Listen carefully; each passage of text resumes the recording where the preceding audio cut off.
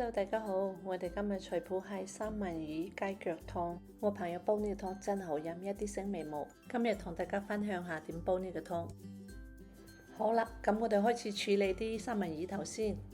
我哋咧用3個細個三文魚頭，咁將啲三文魚頭咧清理乾淨，好似視頻咁樣。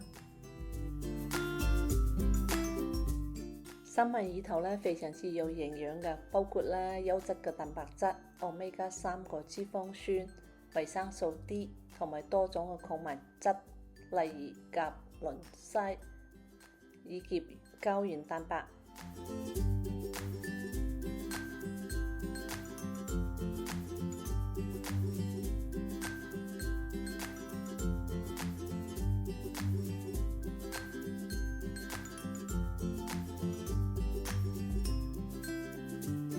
好啦，咁我哋準備啲雞腳先，將啲雞腳洗乾淨。我呢度仲有雞胸背骨，咁我就掉埋落去煲湯。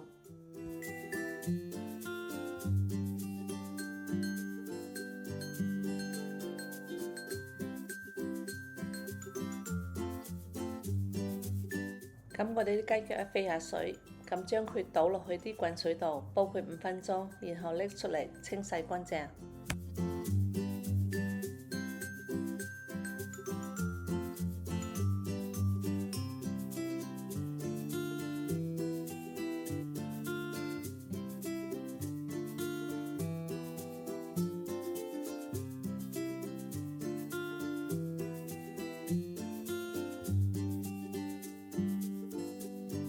我呢係用3條嘅紅蘿蔔同埋2寸個薑，咁你可以切碎放埋一邊備用。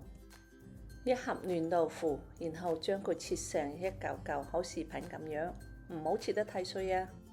好啦，所有材料準備好啦，我哋嚟開始煮湯啦。開大火喺個 pan 度咧，熱嗰時咧就放啲三文魚落去，唔使放油嘅。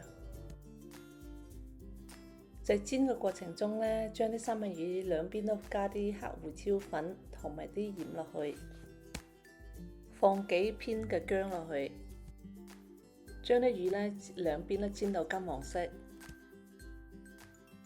瓦煲度咧煲10杯水，滾之後咧放幾塊薑落去，繼續煲。水滾之後咧，將煎好啲三文魚咧放落啲湯度，然後倒入啲雞腳。呢個湯咧一定要大火煲，先有牛奶色嘅效果。冚蓋煲佢大概45分鐘左右。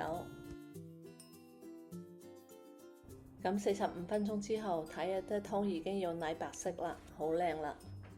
之後咧，咁我就加啲紅蘿蔔咧同埋豆腐落去，繼續煲佢15分鐘。好啦，依家我嘅湯就煲好啦，咁就試味啦。